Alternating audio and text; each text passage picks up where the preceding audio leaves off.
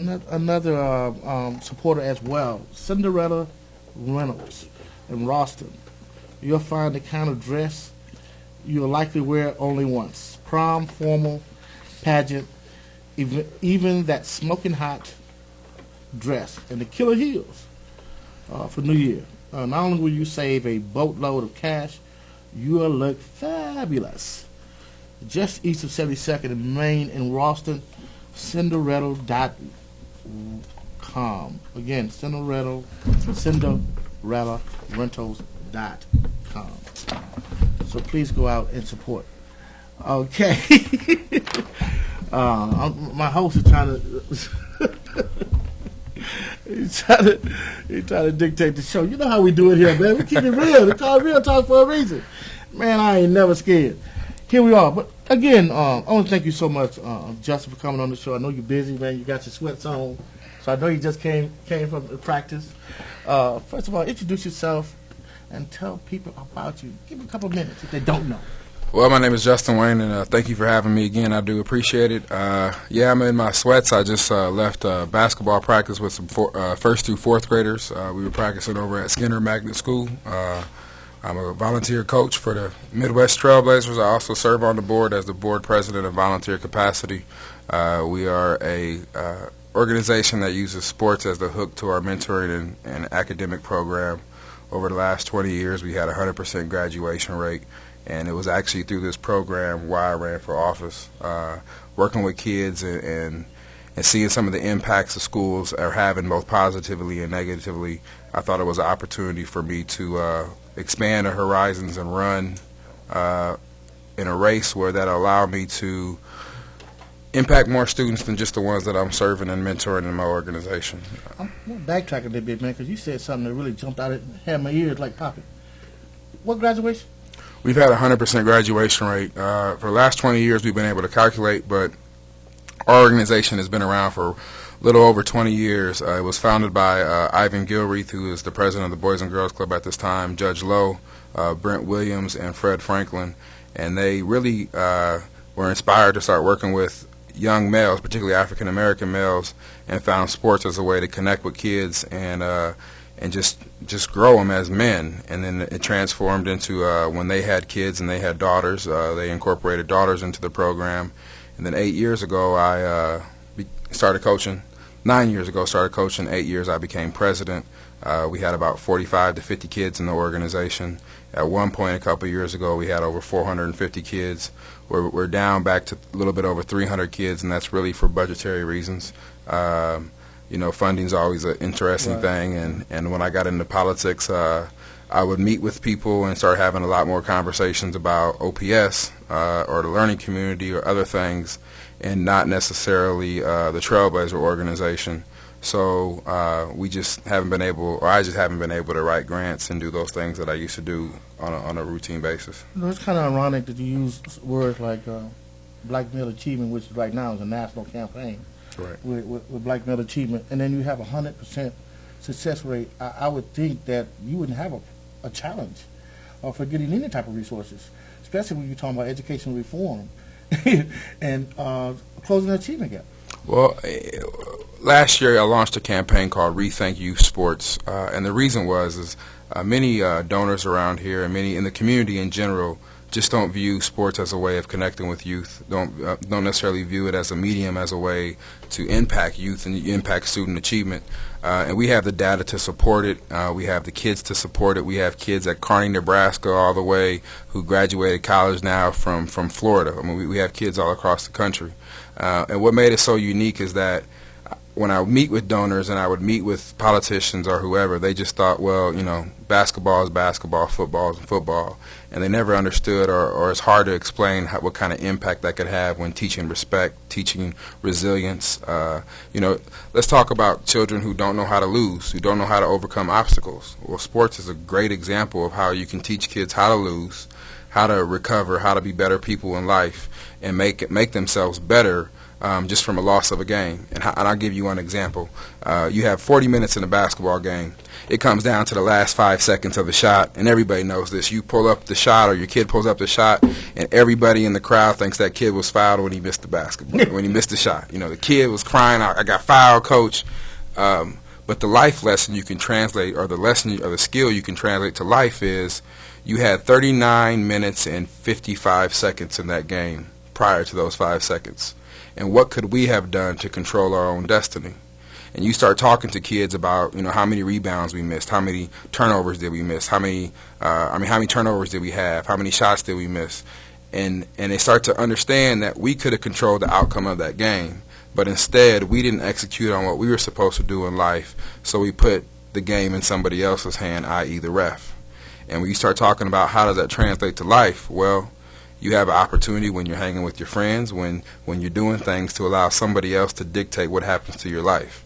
And that's a real consequence, especially for African Americans. We know that very well, but sports can be used to teach that lesson. You hit so many points with your analogy of sports. Sports is a wonderful thing, and that leads me to my next question. I know you got some flack about increasing it to 2.0, the grade average. Why is it important for you, for our kids to have, I think, a high expectation when it comes to sports or anything? Well, there's a couple of reasons, that I believe in a 2.0 average. A GPA is, one, we have to have consistency throughout Omaha Public Schools. We have schools that have different reasons at different schools, and even different reasons or expectations within the coaching. So you might have one grade for football and one grade for basketball, where the coach may say that's unacceptable. So we need to provide consistency. But the second thing is we need to raise our level of expectations in this community. I believe every child can learn. I believe every child can meet that standard if we have the right support systems. So one of the things we talk about, high achieving districts, there's a fundamental belief and a shared value that every kid can achieve high results or high standards. And so I said, well, we have a tutoring program for athletes and extracurricular activities. What's our goal? And they said in 3 years we expect every student to have a C or better. Then I said that's our goal, and we're going to set it. And that's why in 3 years from now that'll be our expectation. But we can't just set expectations without providing the proper resources. So one of the conditions, I think, one of the conditions in the policy was we have to provide tutoring and services for those kids who are struggling, those kids who need extra support. And that's the key, is you have high expectations, you have high support, and I think when you combine those two things, you'll have high student achievement. Absolutely. And the other reason, let's just be honest. Let's just be honest. This is real talk, so let's have a real conversation. How many Orchard Park legends do we have out here in Omaha? How many Fontenelle Park legends do we have out here in Omaha who were all-state, who were on teams that went to state championships but graduated with a 1.0 or less than a 1.0 and cannot find the marketable skills to have a real job and to be productive, couldn't go to college, couldn't fulfill their basketball dream, right, wrong, or indifferent? That's some people's dreams. So I think it's a duty for the school district to make sure kids can fulfill those dreams, whatever they are. And if it's sports, then we have a backup plan in case sports don't work. But if that backup plan doesn't have high expectations, then that kid is back on the streets playing at Fontenelle, Miami, the parks that are around here. We all know the athletes who were great growing up, and we ask, and that's part of my research, was talking to people and just saying, how come you didn't make it? Then I started asking people their GPA, and I was surprised that you played 4 years of varsity and had that GPA. And it's not just one particular school. It was a wide range of things throughout the different time eras, but what I found was a lack of consistency. What I found was a lack of support. And we had a great discussion. We had, since March, it's been on the agenda. We had numerous data of what's going on nationally. I think the board did a very in-depth analysis of what we can do. We're going to phase it in to make sure no kids are penalized from going from inconsistent and low standard to a higher standard. And this also gives us to have the conversation statewide of how do we raise the GPA requirement for extracurricular activities across statewide. So that's the next conversation, and I'm glad OPS is leading the way in that, of saying we set a high standard for Omaha Public Schools with the highest poverty, the highest free and reduced lunch, and we need the rest of the state to get on board and make sure everybody across the state has a high expectation for their student athletes. Now, OPS doesn't have a good record when it comes to our folks graduating. So what makes you think, or what's in place differently that makes you see those type of things taking place? You know, and I'm not here to focus on the past, and that's kind of been my motto as we're moving forward. We do have new graduation rates out. North High had a huge increase. Actually, all the schools had an increase, particularly among, you said, our people, African Americans. Those rates went up. So we're moving in the right direction. But I think what's different is for the last 20 years, we haven't had alignment. For the last 20 years, we haven't had a strategic plan. For the last 20 years, we haven't had focus.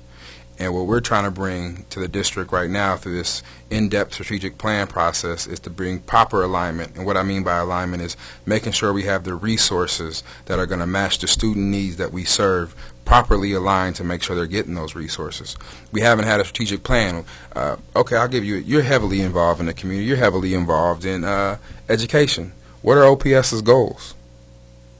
I don't know. And that's the point. We haven't set those goals out publicly. We haven't set a platform. We haven't went out and said, you know what, every third grader is going to read by 2016 at 90% or 100% or 50%. We haven't said anything. And what I want to be able to say from here on out is that we're going to have a sheet, we're going to have our goals, we're going to have our focus, and this community can hold us accountable to those goals and those focus areas that we decide to choose on. So next time, in 6 months when we ask you that question, what are OPS's goals? I need you to be able to say, here's our reading goal, here's our math goal, here's where we're going with our alignment, here's our security. We want to have all of our schools safe and secure.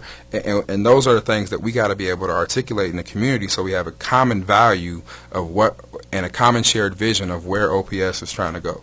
And that's what I think is different now, and will be different going forward, is the proper alignment, shared vision, a strategic plan, and a shared focus.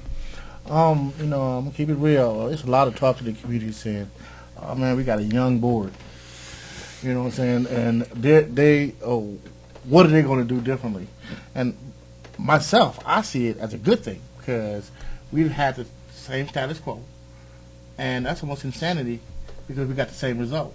Now we got different folks, and I'm like, give them a chance to have new blood and new energy in there. How do you see that? This is an exciting time. We got a new superintendent. We have a fairly new board, and we do have a young board. But the board is growing and maturing. We know we had a honeymoon phase for the first 5-6 months, and that honeymoon phase is now starting to fade. And our board recognizes that, and we're starting to have conversations of ownership, and we're starting to have conversations of how do we move this district forward in big policy picture or big picture, and that's where that strategic plan comes in. We're going to have some big decisions. Student assignment plan. Are we going to continue to bus kids across the city, or are we going to have neighborhood schools for elementaries, high schools? Those are big conversations that this board is going to tackle over the next 6-7 months in this strategic plan, and come back with a implementation plan for how we're going to do this. Security. We're going to have issues on security. We might have a bond issue in the next 2 years. Those are big things that we got to decide. We might reorganize our human capital, how our org chart is and our human capital, depending on what we get from the strategic plan to match our needs. Those are big decisions we got to make, and this board is starting to move in that right direction. We had training on Monday from 4 to 6 with the state board. We'll have additional training in December as far as how boards operate nationally and what are the best practices. And the key is we just got to take ownership, and that's what we're going to do, ownership of every kid who walks through that door. Now, one of the things that I see, this is just me, my perspective, is that we don't have enough African-American teachers in OPS, in the schools. What will OPS do, and the board, to be able to get more people of color, not only into management positions, but also into the classroom?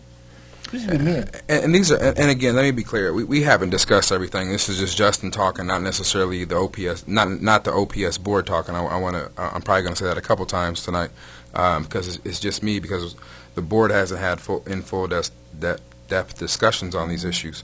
I will tell you that 30 years ago, when the Elmer Crumleys, the James Freemans, and all those folks came to Omaha, we went out to the historically black college and recruited folks. The problem we have right now is our starting salary for teachers is not very high nationally. And if we want to hire the best, we have to have a serious conversation about the money we're paying our teachers and where that starting salary is. Now, again, the board hasn't had that conversation. We will have that conversation. That's part of this capital alignment that we're looking at as far as how do we align our resources. That's going to be a big discussion. But we know we need more teachers that look like the children they're serving. The board is cognitive of that. And that's one of the, I guarantee you that'll be one of the big topic areas that we're going to have in our strategic plan when we come to professional development, and student achievement is going to be staff development, and part of that's going to be recruitment and how do we get a more diverse staff. You talk about pay, which you are absolutely right. I think teachers be paid more money. Do you think teachers' pay should be based on performance? You know, there's so many mixed. That's one of those controversial issues. And so I'll say the board has not taken a position on that. What I will say, in the state of Nebraska, they do allow for some kind of merit-based pay. I think the board is open to having conversations about all of that. I'll say personally, again, not the board talking, I think it's very hard to put that plan together. I'm not saying I'm not in favor of it, but you can't base a teacher's pay 80% off of a test where a kid who that night before might have had problems at school or problems at home, and they come the next day and their mind ain't right, or they might not have slept at all, and they do bad on a test. And that doesn't count for all the things the teacher has done that year. If we're going to base anything off of pay, off of merit, we have to base it on a growth model. And that means where student A comes in day one, how much does student A grow when he left that classroom at the end of the year? That's an interesting conversation. I look forward to having it. I don't know how I feel about it because the devils are in the detail. You can say, well, yeah, I'm for it, but then when you say, well, it's for one test, maybe I'm not. I mean, we have an ELL population over the last 10 years that tripled, went from 900 students to over 1,800 students, or doubled over 1,800 students in the last 10 years. And those children who are coming in the door, some of them don't even have a concept of school, because where they're from there isn't that concept that free education for everybody, nor do they speak the language. We have over like 95 languages spoke in OPS. Mm-hmm. So are you going to base that, would you like your salary based off of a student who does not know English but might be required to be tested in English? I mean, that's a fair question. Now, we know we need educational reform, okay? And if teachers' pay may not be based on performance, okay. What about charter schools? Is charter schools something that we could look at as far as a option to include closing the achievement gap? And this was the burning Facebook question that when I was reading, and I wanted to answer, but to all the listeners out there and Facebook people, I felt that wasn't necessarily fair because Willie started the conversation, so he should be the first to hear the answer. You know, here's how I approach the charter school, and let me be clear. OPS has not taken a position on charter schools. We haven't had that conversation. I think it's one that we'll have, depending on what happens in the legislature and depending on, like I said, the devil's in the details. But me personally, here's where I start at. Do I believe education, access to a high-quality education is a fundamental right? And I believe it is. I believe every child should have access to a high-quality education. So then the question is, how do we get there? I think we have three choices. One, we have a neighborhood school or school that's close to their home and it's high quality. Two, we bus kids to a high quality school. Or three, we provide them with the option in their neighborhood for an alternative school. Those are the only three options that I can think of. And so I think it's wrong for the government or for anybody to say that education is a fundamental right, but we won't allow parents to access choice to have a high quality education. So for me, I prefer choice. I prefer choice in a way that allows parents to choose. Now, if there's a charter bill, again, the devil's in the details, but that doesn't mean necessarily the community is going to ask for that. Mm-hmm. It's about choice. And right now, we're providing choice to go to every school district in a learning community, every school in the learning community, but is the best means of affecting change or improvement in quality education to put somebody on a bus for an hour or 2 hours? I don't think so. I like choice in their backyard, in their neighborhood, because I think part of what busing is doing to our community is destroying the core of the neighborhood. Kids grow up, they don't see each other no more. They don't even get to know each other. Some of them ride the bus together, but some of them don't. And I think we're missing that neighborhood school piece. And I think that's a conversation. Well, I know that's a conversation this board is going to have, especially if a bill is introduced regarding charters. But what's interesting about the charter debate, and what's interesting about people who talk about education in general, is they want to paint you in a corner as a conservative or a liberal. But what I find amazing is that most of the liberals are opposed to charter schools in Omaha, or at least the ones on Facebook. But nationally, U.S. Senator Cory Booker is a huge charter supporter in New Jersey. Obama, huge charter supporter. So I don't think it's a conservative or a liberal issue. I think it's about how do you provide a high-quality education to students. Now, my goal, and I've said this publicly, is that 3 years I hope OPS is the model school district. I hope OPS is at a place where we don't need charter schools. But are we there yet? I don't think so. So that's a conversation that we should have. Now, charter schools is not even legal in the state of Nebraska, right? Correct. We do not have a bill that allows for charter schools to be established. So the first thing would be to actually get a bill passed, introduced in the legislature. Yes. Get it passed, right? And there's some misnomers. Charter schools are a public school. It's publicly funded. It depends on how it's arranged. There are many charter schools that are within school districts. Like, technically, one could call Wilson Focus School a charter school. It's not like any other school in OPS. It has a opt-in option that has no student assignment plan as far as a boundary or a home attendance area zone. And that's all a charter school is. It's just this one is operated by the district. There are charter schools that operate outside the district. It depends on how the law is structured, and that's why I say the devils are in the details of whether I would support a bill like that or not. I don't know how it's written. There's charter schools that are ran by for-profit companies. I'm not in favor of that. I'm not in favor of that. But it depends on the ownership. Who's going to have ownership of that charter school? We know if the charter school fails, the kids go back to a regular public school. But again, the question is, how do we best serve our kids to have a high quality education, which I believe is a fundamental right? I was did some research about 4 years ago, and I did a community meeting around charter schools. I don't think people were really ready for that, but Phoenix has some really good charter schools in Phoenix, Arizona. Well, and again, let me clarify. The board has not taken a position on that. I have not taken a position on any charter school bill in Omaha or in the state of Nebraska. But there's a lot of misconceptions of charter schools. They think some of them are just about making money, which there are. I mean, but the argument could be said that they're public schools, too, that just go through the process of turning kids out and not really caring. I'm a huge believer in public education. I'm a huge believer that Omaha Public Schools can be the model school district for the rest of the country. I truly believe that, and I think we're working towards that. But I have a fundamental question of choice, and I have a fundamental question of, do we limit parents' choices when it comes to another public option? I don't know. I think it's difficult for anybody to say you have a right to a high access or high quality education, but when that's not in their neighborhood, you don't give them a choice. I see them, and this may be off the subject. How do we get more consistency in the building from building to building, man?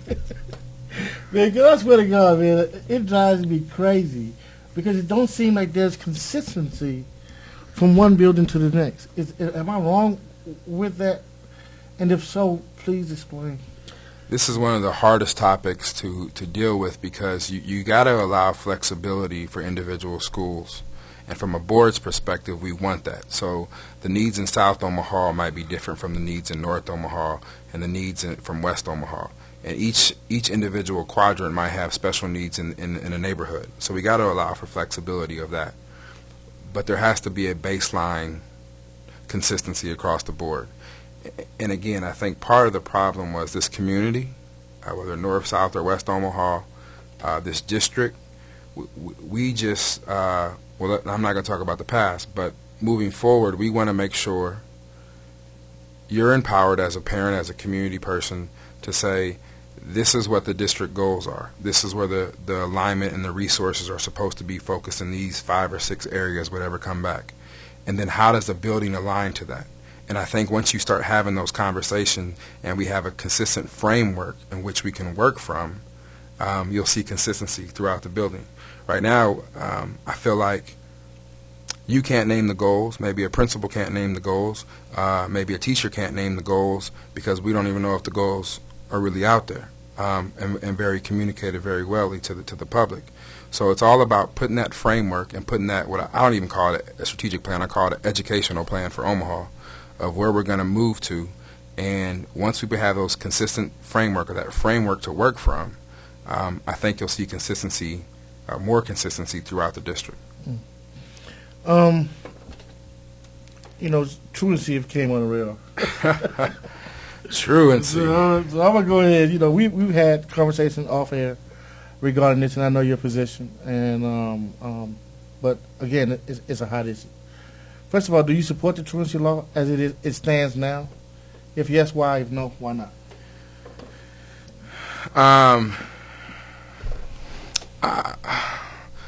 Let me just state. Here's the argument. Back just real quick. Back to charter schools.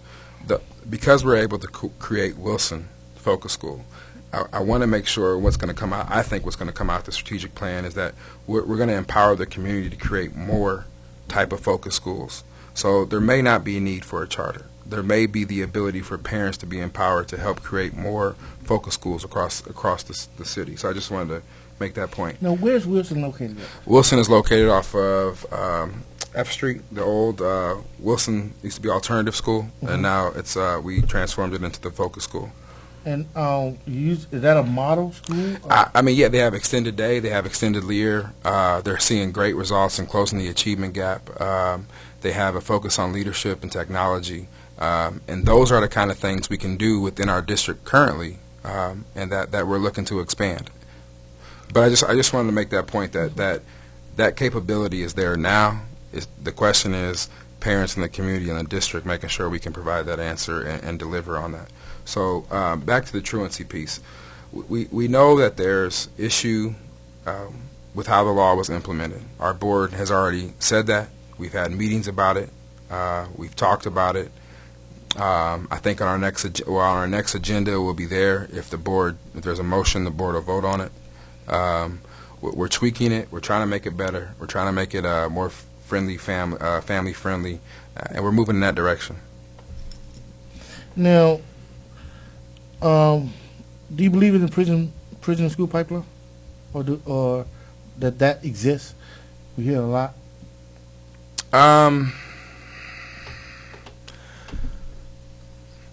Generally speaking, yes. I mean, and here's why I say generally speaking, yes, because I keep looking through this lens of Omaha and moving forward, and I keep looking at Omaha with the philanthropic community, with the school district, seeing graduation rates go up, seeing things go up without the alignment that we're headed towards, and I say, well, yeah, generally I know across the nation there's dropout factories, there's those type of things, but OPS is on the verge of being the model school district and making sure that there isn't a prison pipeline in Omaha, Nebraska. No, because that was leading to my next question, because I said because of the zero tolerance position that OPS and law enforcement has taken, it has resulted in more kids dropping out of school, kids charged with assault, expelled. How would the board address this, or is it a perception that other people have? No, we haven't even had this conversation at the board level, and I know there are people who have already mentioned that, when we get this back about student achievement, one of the things, and I can give you general umbrellas when I look at other strategic plans across the country, you have safe and secure schools. That's always usually kind of something around safety and security, making sure schools are safe. And in that area, you start looking at discipline. You start looking at referrals. You start looking at the data of what schools are doing. And that's where that student manual policy comes into place, that handbook comes into place. And I have every confidence that this board is going to tackle those issues and make sure we have high-quality discussions and change some of those things. I don't know what they are. And it would be premature for me to say that board's going to move one way or another. But I will say that we're going to tackle those issues, and safety and security is a huge issue. We know as a board, and this has been said in public meetings, that our number one objective is to make sure schools are safe and secure. I mean, kids can't learn if they're not feeling safe. But at the same time, we have to make sure we're not expelling every kid for every little reason, or suspending every kid for every little reason. So we're trying to balance all that. And those are the conversations where the board's going to look at data, look at what's going on in the school district, look at trends, see what's going on in some particular area, some particular issue. It may be one issue of how the district is interpreting a certain thing, and have those big conversations. Now, I just, speaking of data, Voice of the Children did a preliminary data on truancy. And Okay. basically, they talked about, they wanted to look at the law's impact on both absenteeism as well as the rate of children and youth entering the juvenile justice system. While reduction in absenteeism would be positive for children, an increase of youth referred to the juvenile system would be concerning. You believe that to be a true statement? Say that one more time. They wanted to look at the law's impact on both absenteeism as well as the rate of children and youth entering the juvenile justice system. While reduction in absenteeism would be positive for children, an increase of youth referred to the juvenile system would be concerning. Would you agree with that? Yes, and I'll tell you, this isn't just from a policy perspective. As many people know, and I've started my own law practice, and I've received some juvenile cases as far as being appointed to juvenile cases. And I'm seeing firsthand, from being down at the courtroom, listening to people talk and listening to people have conversations about absenteeism, truancy law, certain things, and how juvenile system is being ran. And there's always different opinions. But what I do know is OPS is going to have a place at the table moving forward. We already do, but how do we increase that voice? And how do we make sure that, we're talking about our kids, and that we're all working together to make sure a kid's successful. And those are the conversations we got to have. I recently had a conversation with the mayor about this particular topic regarding juvenile system, and obviously she runs the police department. I've talked to Don Klein about the county attorney's perspective, and how do we make sure that there's more, I don't want to call it an intra-governmental relations committee or something like that, because it sounds more bureaucracy. But we got to make sure that we're communicating, that all these different agencies and departments are communicating, because we're talking about our kids. For example, if a kid gets placed in the foster home and is moved at 5 o'clock at night, how do we make sure that kid's going to show up to the same school the next day? How do we make sure that kid doesn't miss a day of school? Or if things are going at home, and how do we make sure the school might have the help and the resources to make sure that kid doesn't disrupt the rest of the class for the rest of the students? Mm-hmm. Those are the conversations that we're going to have going forward about how do we interact, how do we make sure that this whole entire community, from an agency standpoint and from a community standpoint, are all working together to make sure kids are being successful. And I'm going to read the last portion of this, and this really alarmed me. It said, absenteeism in Nebraska has fallen statewide since 2009-2010 school year. However, it appears again to be on the rise. When we look at who was absent from school in the 2012 and 2013 school year, a number of significant factors stood out. Almost 60% of students who missed 10 or more days live in poverty. With the number of days missed, these percentages only grew. 71% of students who missed 20 or more days live in poverty. Half of students who missed 20 days or more were children of color, although they make up only 30% of the student population. What do you say to that? I say we got a lot of work to do. And I'm not just talking from an OPS perspective, but from a community perspective. we got to make sure that, part of this goals and objectives and communication and shared vision is that the community has to believe in it and adopt it, and believe that there's a value in education. So, it used to be when back in the day, if you stayed home, your neighbor knew about it, and you skipped school, your neighbor knew about it and told your mom before you got home, and you were still in trouble. We got to have that same mentality as far as the community taking ownership and making sure kids are going to school. At the same time, we got to make sure a system's in place for kids who are not, for whatever reason, attending school. They aren't necessarily criminalized, but we need to provide systems and supports to make sure those students go back in the school system and are being successful. So we got to have a dropout program. We got to have, again, this collaboration between juvenile justice system, Don Klein's office, prosecutor's office, City of Omaha with the police, and the Nebraska Department of Health. We got to have a collaboration between all of this with the school district to make sure kids are being served. But those statistics are alarming. I mean, 71% of the kids with 20 more absences are kids who live in poverty, and over half of them are African American, I think is what you said. Mm-hmm. That's just not a OPS issue. That's a community issue. Mm-hmm. And those are two different conversations. What can OPS do to help? But what can the community do to help? And OPS has got to be able to have both of those conversations articulated very well to the community, articulated very well internally to OPS, and make sure that we're moving this ball forward to make sure every child's successful. Parental involvement is key to anything. Absolutely. And for whatever reasons, the OPS and other schools are having challenges getting more parental involvement. What do you feel is the lack of parental involvement, or what do you feel we need to do, not only the community perspective and OPS, to get more folks to understand we need to have that we control our schools, we control our kids' destiny, but we have to take ownership? Well, part of it is we can't be scared of, and I'm not suggesting no way OPS is scared. That's not what I'm suggesting at all. But we can't be scared to allow parents be a part of this decision-making process. Mm-hmm. And that means they have to be there talking, having conversations. With that being said, again, I think it's not to regurgitate what I just said before, but I think it's a dual conversation. We have to make sure we open up our doors in our buildings. We have to make sure parents feel welcome. The first time a parent hears from your school shouldn't be when their child gets in trouble. It should be, I guess, my kid got in trouble, so I got a call from the school. They should be excited about the school because there's a new event going on. There's a new conversation about something they're interested in going on. Schools have to be an asset to the neighborhood, and that's part of this neighborhood school concept. That's part of taking ownership of the neighborhoods and rebuilding them from within, and I truly believe that.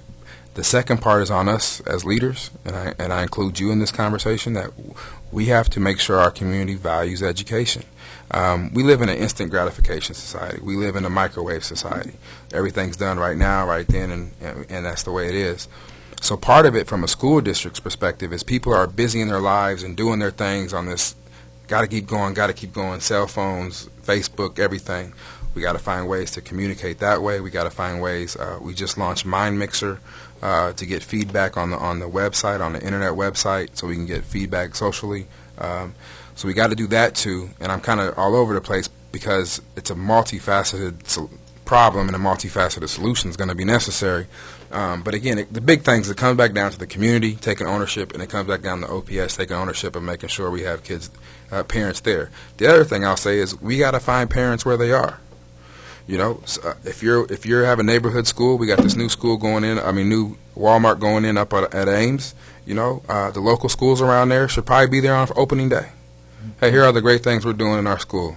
While you're shopping here, look through some information about us. We got to meet parents where they are. Many parents, we know the poverty levels. Everybody in the community knows that. Many parents are working 2 jobs to still not make ends meet. So how do we communicate with them? We find them where they are. We find them on the weekend. We have conversations. And that's how we move this district forward, putting everybody on the same page, having a shared vision. You guys don't tell y'all good stories. Y'all take a beating all over the place. If the Chiba Gap have closed, I don't hear anything about that other than separate meetings. Why isn't OPS out there talking about some of the positive things that you guys have accomplished over there? I'm glad you said that. because that's one of the things this new board has accomplished. We're not there yet. I mean, we are still pushing this boulder. I wouldn't even call it a rock of communication up the mountain. But one thing we said, we had an audit of our communication. It's on our website. There was 167 pages. The joke is 161 of them were about all the things that the district could do better. We got that, and we're working on it. So the first thing I commend Mr. Evans on is we hired a communication director. We hired Todd Andrews, and we know what he was on the news and is well liked.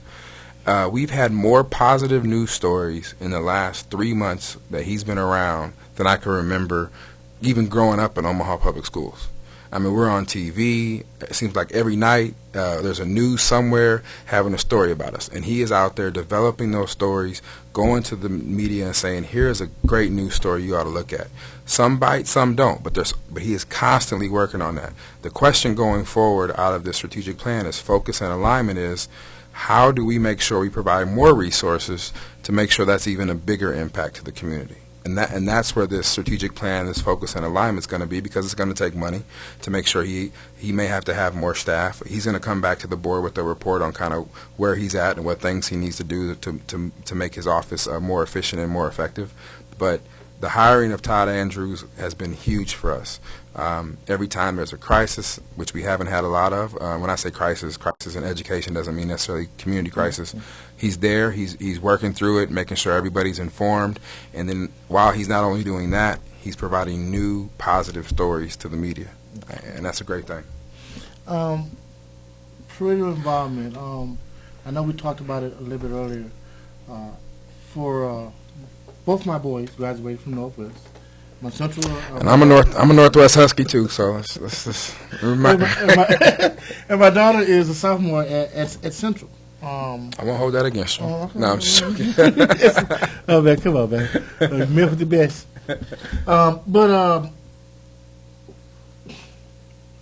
When I was going through watching them grow up, I mean, I had a hell of a time coming into OPS as a troublemaker, because I was a hands-on parent.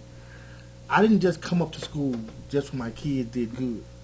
I knew each teacher. They each had my phone number. But when I felt some things were inappropriately, and I made myself known, I became a troublemaker.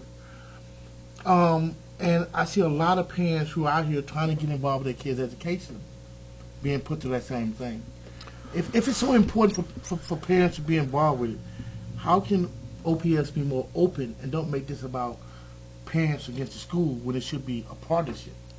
And I mean, everything you just said there is OPS is moving in that direction, and I think part of that is where when a parent has an issue, who do they turn to? Do we need to look at restructuring the district to allow some type of person in every building that if a parent has an issue, they can go, there's one person they can talk to? Because the principal, you know, if you think about it, if you have a elementary of 500 students, they're dealing with discipline issues, they're dealing with a lot of other issues that might be going on. There might be a bathroom leak, or you know, all those things. But do we have the proper venue, I guess is what I'm saying, for parents to communicate their concerns? And the fact that you may feel that way, the fact that other parents may feel that way, that's an issue we got to address. And I think when you start again talking about big umbrella of strategic planning, community involvement's always up there. And the question is, how is a district going to make sure if it meets its obligations when it says we're going to focus on making sure parents and the community is engaged? And part of that is sometimes you got to hear things you don't like.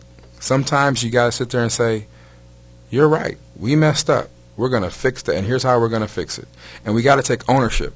And that's the one thing I'll tell you Mr. Evans, our new superintendent, has done. He's got in front of staff. He's got in front of parents. I mean, if you were to see his calendar, he is meeting with everybody. He's working 12 to 14-hour days, meeting with different parental groups and just leaders in the community. And he's honest. Hey, we got work to do. Here's the areas we got to work on. We're waiting for a strategic plan, but we know in this area if there's an issue, we kind of messed up. We didn't do everything that we should have probably did. But we're going to take ownership of that, and we're going to move forward. And that's the kind of open, honest kind of conversations we got to have with parents, is that if there's a concern, we address it, and we make sure it doesn't happen again. and we got to have faith in staff to make sure they have those open dialogue. But we also got to have a venue in which parents can feel safe to have that conversation without being criticized by the district for reaching out against them. I mean, we have disagreed on issues, but I always answer your phone call when you call because I know you have the best interests of children at heart. And the reality is most parents who are coming up to the schools, if not all parents are coming up to the schools, and they're dealing with their baby issue, that's the most important thing in their life at that moment. And we got to remember that. They're talking about their child, and it's an issue for them, and they want it resolved. They want to be heard. They want to know, how do we make it better? And I think we start taking it into account and make sure we have proper venues, and then we take ownership of all the issues. If there are issues, we move forward. And I think that's what we're going to do. Now, when you say crafted this strategic plan, has there been community meetings?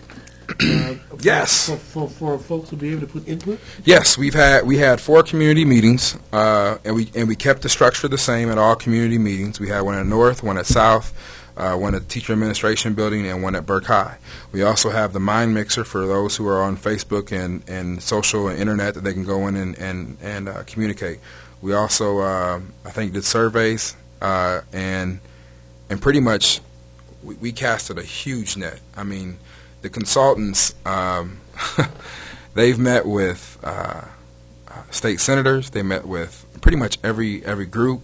We also had another group during the daytime for the business community and nonprofits. So we've reached out so many different ways to get, what do you want from this district and where do you want this district to go? Now, let me take, since we're talking about street plan, I want to make sure people hear this though. Not only did we just hire them to tell us what does the community want, but here's the best part about this.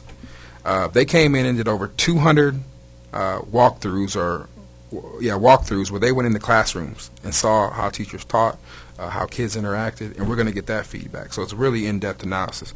But the best part about this whole process is, after we come back and they tell us their findings and the board sits down and says, here's our goals, here's our big vision, here's what we're going to do, they come back for the next 3 years. An external evaluator who says, now you made this promise to the public. The board all raised their hand and said, we approve this strategic plan, and this is what our goals are going to be, and this is where the district's moving forward. They come back every year and then will evaluate what we did and tell the board and the community whether we did it or not. So no longer is the OPS board just going to go out and say, hey, we met all these goals. We're going to have a third party come in and say, yeah, we did, or no, we didn't, and here's where you got to fix it. And this is the independent source, right? Independent. They're it's Cross and Joftis. They're from the East Coast. They do this across the country. They've done great work, and they're not afraid. Let me tell you this: they're not afraid to have a difficult conversation. One of their school districts, I don't know if I'm supposed to say, so I won't say, pretty much had to be. They recommended let's just shut it down and start all over. And can you imagine going into a board who's paying you to tell them and say, hey, I just want you to know y'all need to shut all the way down, start all over. And that's the conversations and the honesty that this group brings to the table. That's big. That's big. Has that ever been done before? A strategic plan? No, and what you just alluded to earlier about having an independent source come in besides just the board to do this. I don't know when the last strategic plan was done. A little bit over about 20 years ago. 20 years. So I don't know if it was done with the independent or if it was just OPS driven. We've had other plans since then, but never officially adopted by the board and never this in depth. So and the other thing that we're doing is we're doing a curriculum audit. We have a different independent company reviewing our material to tell us does our standards and what we're teaching align to what we say we're going to do, what we say we're going to teach. So we have another independent company looking at all of our curriculum, making sure our kids are getting the highest rigor they need. So that data is going to be brought into our strategic plan. That hasn't been done for numerous years. And then the other piece is we're going to do what we call a facility study, and that'll be done hopefully in December too, when the strategic plan starts getting put together, where we've looked at every building in the school district and we said, how do we make this the model school for the district? And so how do we bring it up to code? How do we make sure every kid is in a 21st century classroom? So we'll start having all this information, all this data brought back, and we got to pick out what our priority is going to be, and we got to implement it. If you had to wave the magic wand to make a perfect school system, how would it look? How would it look? I'm just thinking. I'm sorry. I'm sidetracked because I'm thinking in my head about did we leave out anybody in the strategic plan? Because I was thinking about all the people I named, and I do want you to know that Croston Justice also met with students. Yeah, because that's the biggest. And think about how many decisions we had without talking to students. So I just want you to know that that's another huge thing. But if I could wave a magic wand, have the perfect school system, what would it be? What would it be? OPS on steroids. Is that a good answer? I mean, and here's why I say that. I was fortunate enough to travel with Albuquerque with a couple board members, and since then, I've been having a lot of conversations when I travel for other business, my personal business, about OPS. We're nowhere in the shape that some of these urban school districts are. And here's what I mean by that. There are school districts with 50,000 kids or more who shut down for a week. The board just says, we don't have enough money. Everything stops for a week just so we can make rent. We don't have that problem. We don't have, when I tell people that we have foundations who commit $30 to $50 million a year to make sure after-school programs are going and to make sure the district has what it needs, playground equipment. I mean, our schools have playground equipment. They look at me and say, what? Like, there's none of that is going on anywhere else in the country. And the fact that now the chamber, publicly, our private funders, everybody is now coming to the table and say, how do we make OPS better? We are at the prime position to create the model school district. And I know that sounds kind of far-fetched, but when I start talking to these other school districts about their graduation rates for African American children are 54% or 44%. When I start talking about that they have, like I said, schools shutting down, teacher layoffs, that they have one student or one teacher for 35 kids. When I start talking about courses, and they say, well, we don't offer that kind of course because we can't afford it. When I start hearing these things, man, we are right there, and I don't think the community realizes it, but we are right there, and that's what we're gonna show them when we hit the strategic plan and we start implementing. So yeah, my answer is OPS on steroids because we're gonna take it to the next level. And you know you're right. When I leave Omaha, travel a lot. Omaha is not that bad. No. And that's why I say if Omaha can get this thing right, it can literally set the stage for the rest of the country. Literally. And that's why I keep saying models every time I talk, and it's kind of funny because Mr. Evans, when he talks now, he always says, well, you know, our board president keeps saying I only have 3 years here to keep to create the model school district, and we kind of joke about it. I really believe we're not that far off. I really believe with the proper alignment and focus. I mean, just think about in the community how many programs we have that do the same work. How many programs that we talk about this all the time, who are competing with each other. Now, if we come in and say, here's our educational plan, now all the funders, the entire community can get behind saying, okay, if you're focused on student achievement, is your program now aligned with OPS because you're serving OPS kids because they're trying to make, these are their strategies, how are you incorporating that, how are you making sure it works? I mean, we're talking the whole community on the same page. And unlike LA, unlike some of these huge cities, you don't have to, I mean, you can get in LA and drive from one poverty-stricken area and drive for an hour to another poverty-stricken area. Man, we're talking about you can get on your bike and literally ride down the street. And we all know 24th Street or 30th Street, whatever, 24th Street goes all the way through in less than 20, 30 minutes on your bike. You can drive in a car in less than 5 minutes. That's some of our what we would call hardest areas we have to concentrate on. We align our resources and we get things moving, we can knock this out. I truly believe it. Absolutely. We're here tonight, folks, talking to Justin Wayne. Again, the brother is ahead of his time. I mean, he really do have the community and, most important, the hearts of the kids. To have a sports program and to deal with 300 kids. Which you, which made me think of a previous answer about more minority students. The other thing, OPS, I've said this a couple times, is we got to grow our own. And the only reason why I thought of that is that I have a kid who now is at University of Nebraska at Kearney, and he wants to be a teacher. And he's doing great down there, and he's ready to come back and be an OPS teacher. The key is we link up with these kids at an elementary level or a middle school level, and we tell them that you can make it, you can do better, you can strive to achieve more, and we give them some hope, and we provide the resources behind them. And then at the end of that, if we can say you can be a teacher where you know there's a guaranteed job, the national statistics are there, or you can be a plumber, or you can be an engineer, and we start linking it up to the real world career. Now this kid says, you know what, yeah, I want to be the NBA player, but just in case I can't make it, I'm going to be a teacher. Just in case I can't make it, I'm going to be a carpenter.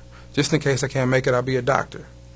And that's how you do it. And I don't think you need sports to do it. I think you can have that conversation and build those models where we can start pushing kids through a different pipeline. How about a pipeline to careers? And that's going to lead me right into my next question. We used to have tech high. We still got tech high. I just want you to know that. I want you to know that. I want you to know that we have 900 kids, 700 to 900 kids go through teacher administration building every day in a tech program. Okay. So tomorrow we'll go up there and check it out if you're free. And I will show you our welding program. I'll show you our auto mechanic program. We still got tech high. See, the misconception about teacher administration building is that this is big building and it's full of administrators. But what they don't know is 1/3 of that building is a beautiful auditorium, which I think we're going to do some exciting things in the auditorium. The other third of that building is actually a high school. And if you think about 900 kids, that's some of these small towns' entire school system that go through that system. But to your point, and I know where you're going with this, we have to expand that. I think we know that. I think this board knows that. But again, we're kind of in this holding pattern where we're saying, let's wait till the strategic plan.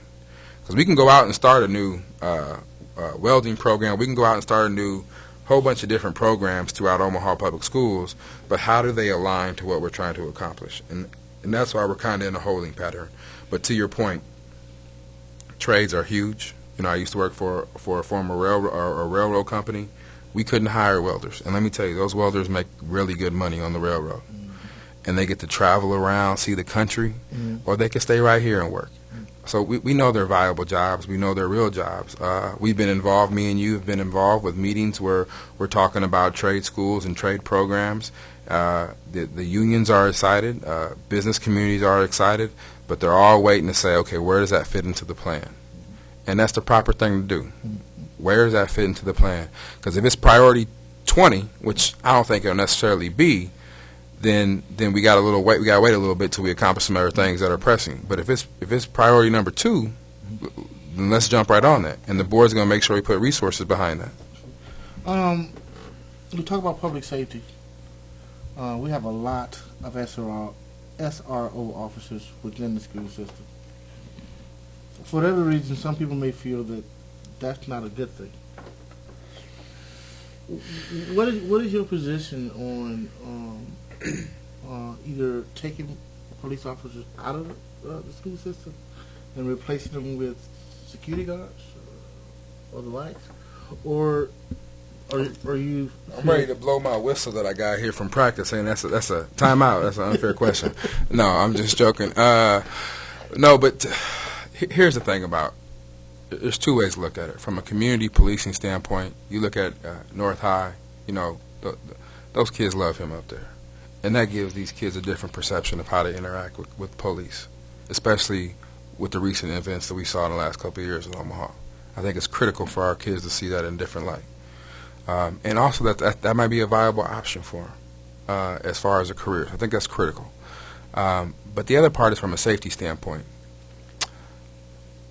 Those people who are critical, would I say, would you want a town with 2,300 people in it with no sheriff? They'll say, well, no. Well, our schools, especially our high school, there's 2,300 people in some of these schools. That's a mini city around Nebraska. So having a law enforcement officer isn't necessarily a bad thing. It's a safety thing. And we do have security at all of our schools. Our security is separate from, or in addition to, let me back up. The SRO is in addition to our security. They work in conjunction together. But security is always going to be an issue. You know, Sandy Hook, all those things that happened, that we're going to look at our own policies, have those discussions. We are having those discussions right now about how do we make it better, because we always are looking for improvements. The other piece of it is, we talk about security, it isn't just SROs. It's about the building. So let's talk real scenarios here. We have buildings that were built from the 70s to 80s that have what's called the open door concept. We live by one, Pinewood. We live by a lot of other schools that are like that.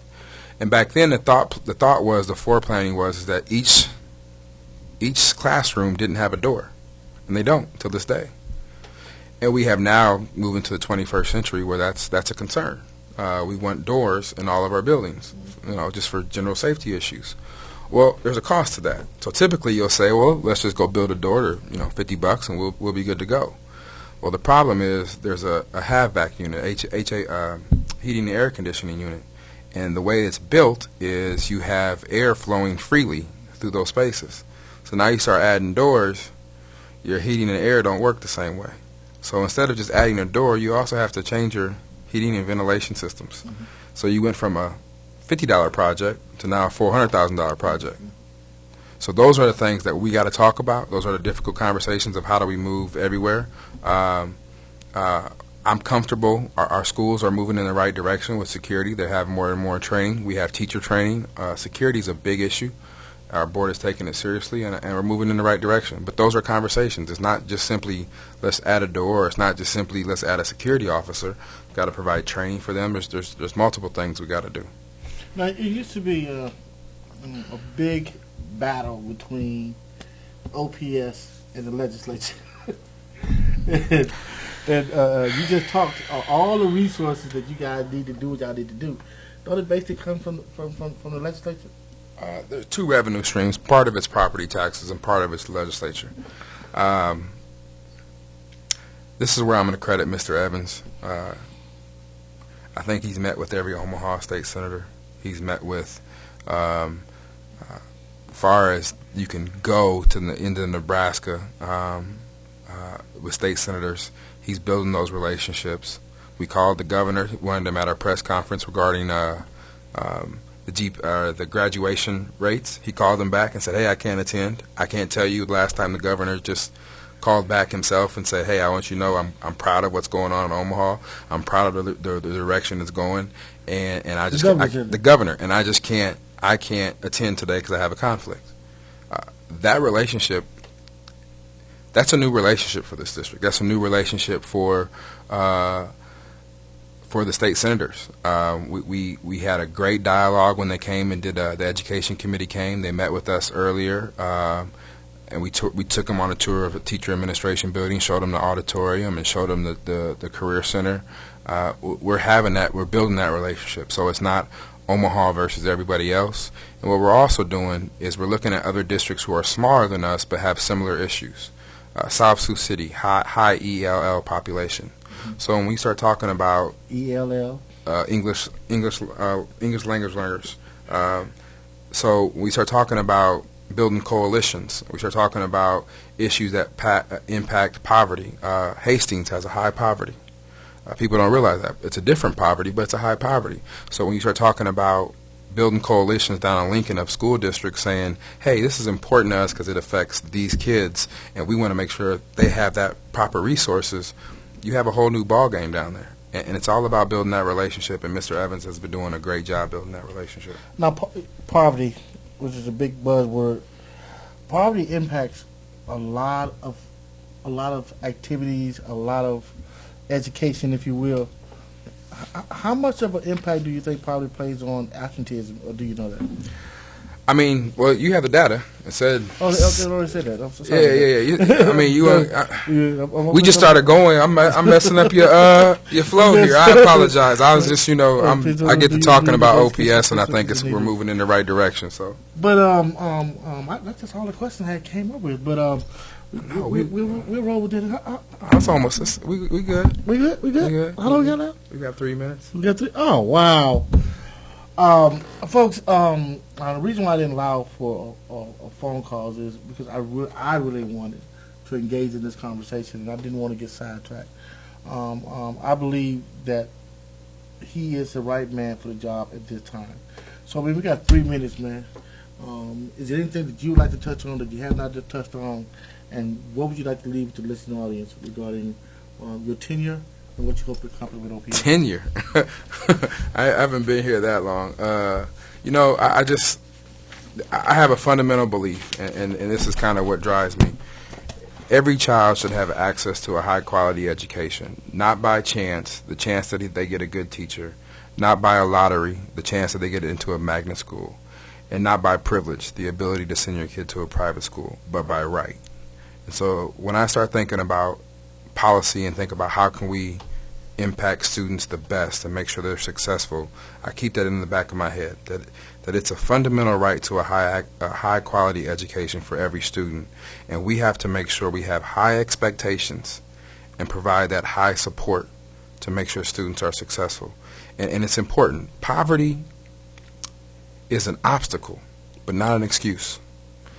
We can overcome it. We've seen it in our own community, people who have made it out. The question is, how do they make it out? And we have to make sure other students can follow that same path. And that's with high expectations and high support. And that's what I think this district is moving towards. That's what I think this board is moving towards, is about how do we create policies and efficiencies, alignment and focus to make sure every student knows we have high expectations, that we believe they can achieve anything they want at the next level, wherever that level is. But not only that, we'll support you and provide the proper resources to make sure your child can have a high-quality education. And when you add those two together, I think you have a formula for success, and I think you'll see 3 years, the model school district for Omaha Public Schools. So, you just sold me, man. And I know for a fact that I have high expectations for my children. I have high expectations for my daughter. That's why she's in honors classes. We don't settle for C's. You know what I'm saying? I understand. You know what I'm saying? Because I want her to know she can do better, and I want you to do your best. I don't want you to settle. And that's what we have to do. We have to have higher expectations for not only our kids, but our communities, folks. So I'm so excited to have Mr. Justin Wayne here tonight. And thank you so much for coming on. And again, folks, you've just been tuning in to Real Talk. My name is Willie Hamilton. And as always, we leave you with peace.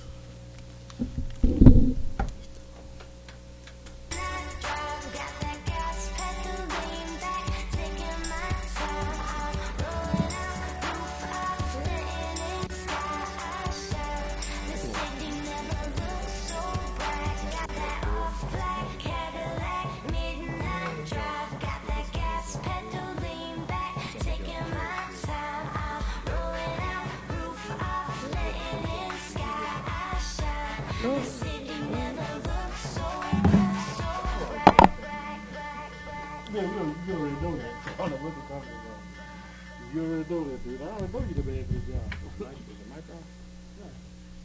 Yeah. Let's get it on. Yeah, y'all can come along. Everybody drinks on me, bought out the bar. Just to feel like I'm